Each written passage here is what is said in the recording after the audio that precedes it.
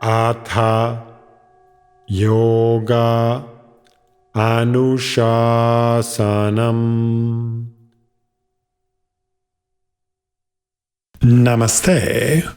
Welcome to Unravel the Thread, a podcast for people who want to apply the Yoga Sutras to yoga practice and to life today. Available online at simple-yoga.org, where you can also find dozens of videos for practice, hundreds of articles, videos for chanting, and guided meditations, all free resources to enrich your yoga practice. I am Ruben Vázquez, your companion on this journey of exploration. I am grateful for your comments and questions. It really makes my day to know that Unravel the Thread is making a difference in your practice and in your life. This podcast presents excerpts from the book Unravel the Thread, the complete guide for living the Yoga Sutras today. It also offers practices inspired by the Yoga Sutras of Patanjali.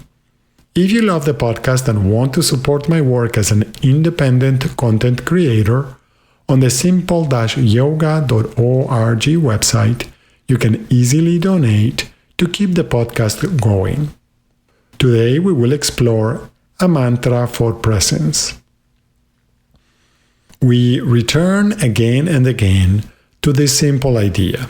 Yoga is a lifelong journey towards presence.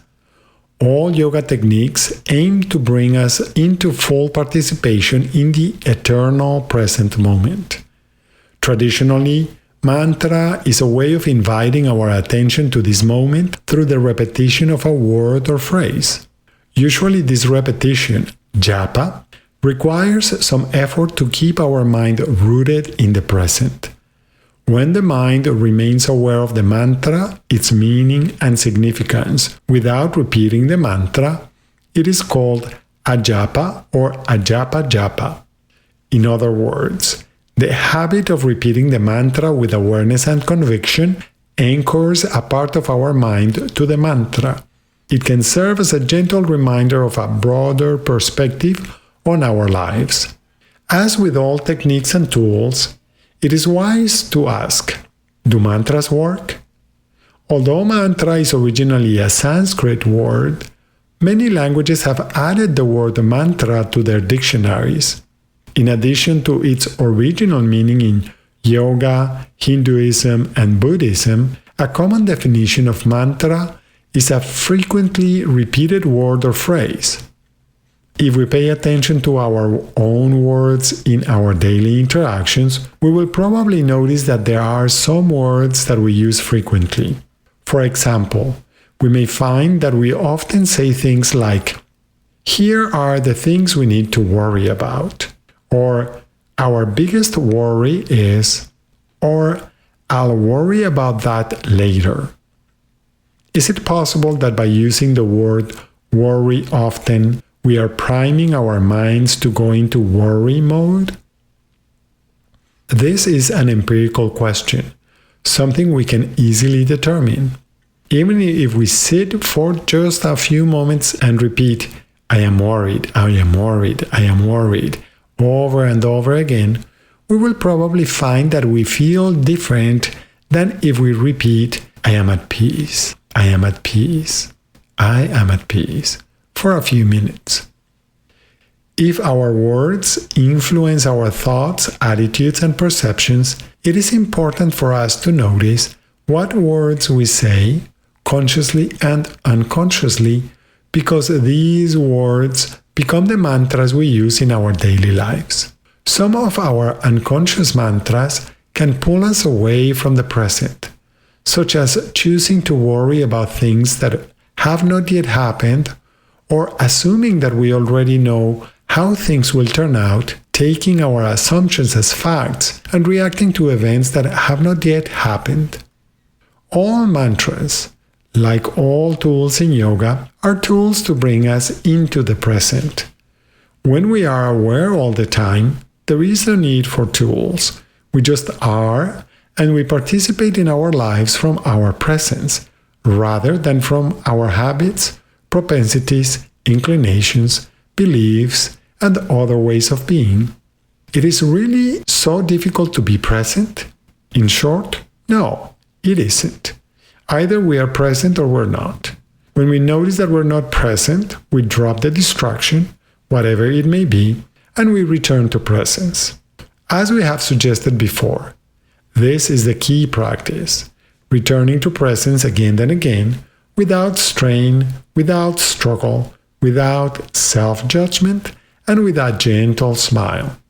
In searching for ways to apply the Yoga Sutras of Patanjali, we found several ways to use mantras, including the mantra Om in Sutra 127, as a support in meditation in Sutra 3.2, and we also explored the mantras for applying the yamas, as well as the niyamas. We mentioned earlier that one of the ways we distract ourselves is by believing that we can accurately predict the future. It is safe to say that we are not good at predicting. This is because everything, literally everything, is constantly changing. The world around us is changing. Even our bodies, minds, ideas, beliefs, and memories change. Life is constant change, so it makes sense that our predictions are not very accurate. We can still try to predict, but it seems useful not to get attached to our predictions. This is easier if we examine our past predictions and recognize that our past predictions have never been very accurate. It is important to clarify that we're not suggesting that one should never think about the future. It makes sense that it is useful to plan or have a general awareness of the future so that we can prepare. For example, if I know that I have to go to a place that is far from home, it is helpful to check if I have enough gas or charge to get there and back. Some of our tendencies may lead us to imagine that the trip will be good, bad, neutral, or disastrous. When we catch ourselves spending too much energy or time worrying about a possible outcome, we can use a very simple mantra. Let's see. Here are some ideas for using this mantra. Anytime you find yourself spending a lot of energy trying to predict how something will happen, consider pausing, taking a breath, and saying, let's see. If you find yourself worrying about how something will turn out, notice if anything feels different when instead of worrying, you invite yourself into the present by saying, let's see. Notice how the simple mantra invites us to pay attention to what is happening while acknowledging that we do not yet know how the future will unfold. Can this simple mantra make a difference? As always, these suggestions offer ideas that you can try out for yourself to see if they enhance your ability to participate in your life with awareness. Will it work for you? Let's see. Thank you very much for listening. I hope that your exploration this week is enjoyable and that you will listen to the next episode to continue learning more simple and effective techniques. Remember, if you have questions when trying to apply these ideas, do not hesitate to contact me through my website simple-yoga.org. If Unravel the Thread is part of your day and you feel generous, I would appreciate it if you could support my work by subscribing, liking, and sharing. These are zero-cost ways of supporting my work. If it is possible for you, you may also support my work by offering a donation at simple-yoga.org. Thank you. Remember that you can have your own copy of Unravel the Thread. Until next time, Namaste.